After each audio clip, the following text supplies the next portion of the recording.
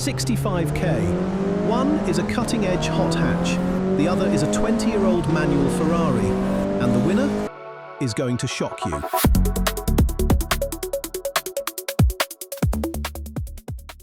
Welcome to PACE Trackside. Today, we are at the legendary Spa-Francorchamps. If you have £65,000 to spend on a fast car today, you have a choice to make. You could walk into a Mercedes dealership and buy the ultimate modern mega hatch, the AMG A45 S, a four-wheel drive turbocharged weapon packed with so much computing power it practically drives itself. Or you could take that exact same £65,000, open up the classifieds and buy a real mid-engined Ferrari, the 360 Modena. On paper, this is a dead heat.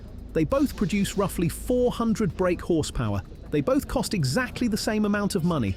But out here, on the legendary tarmac of Spa-Francorchamps, they deliver that performance in completely different ways. Modern computerized grip against old-school analog balance. In the AMG, you charge into a corner, hit the brakes hard, and let the electronics do the hard work.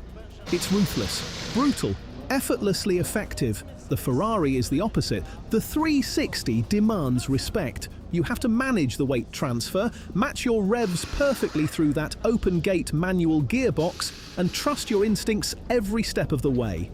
Two cars, 65 grand, one legendary circuit. We are going to line them up, sync the timers, and let them loose. Let's see which one of these approaches actually builds the faster car. Across the line, and immediately, the difference is obvious. The AMG launches out of the final corner like it's been fired from a cannon. The all-wheel drive system just hooks up and goes. In the Ferrari, it's a completely different story. You're feeding in the throttle, balancing the wheel spin, and working to keep everything tidy. Now comes the real test of commitment, the ultimate test of bravery, plunging downhill into the Eau Rouge compression and up over Raidillon. In the A45 S, you just pin the throttle, trust the computers, and let the car claw you up the hill. It is brutally, violently easy. But the 360? The 360 is light at the front. You feel every single millimeter of that compression in your spine. You have to be so incredibly precise with your steering, breathing off the throttle, just a fraction to keep the nose tucked in. Over the crest and down the Kemmel Straight, the Ferrari's flat-plane V8 is absolutely singing. But as we arrive at the heavy braking zone for Les Combes, the differences are staggering.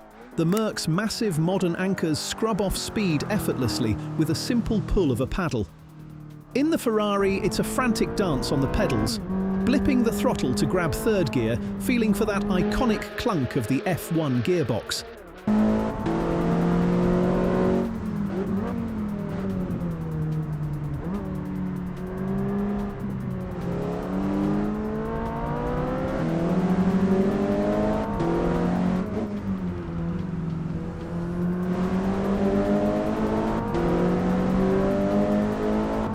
And then we drop downhill into Pouhon, a terrifyingly fast, double apex left-hander. Look at the AMG. The torque vectoring is just dragging the car right to the apex.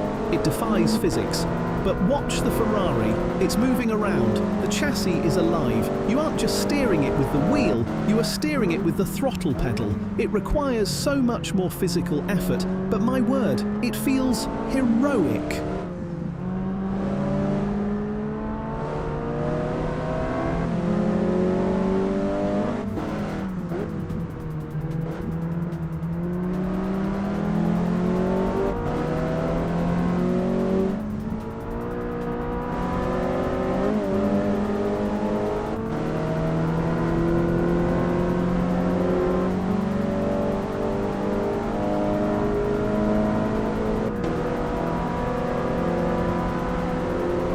As we blast through Blanchimont and hammer the brakes for the final bus stop chicane, the contrast couldn't be starker. The A45 S is a Terminator. It dissects the track. The 360 is an instrument, and you have to play it perfectly to extract the lap time. Let's see what the clocks say.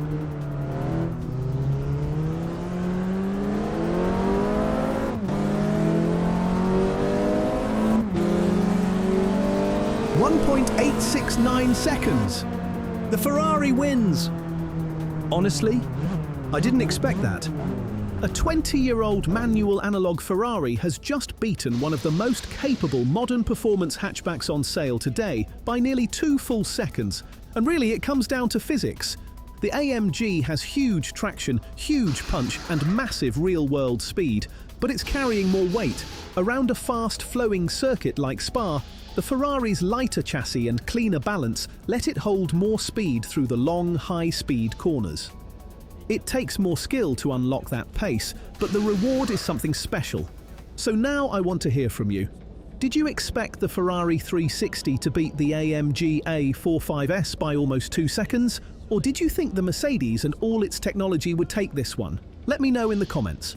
And if you enjoyed this £65,000 showdown, make sure you subscribe. Thanks for watching PACE Trackside, and I'll see you in the next one.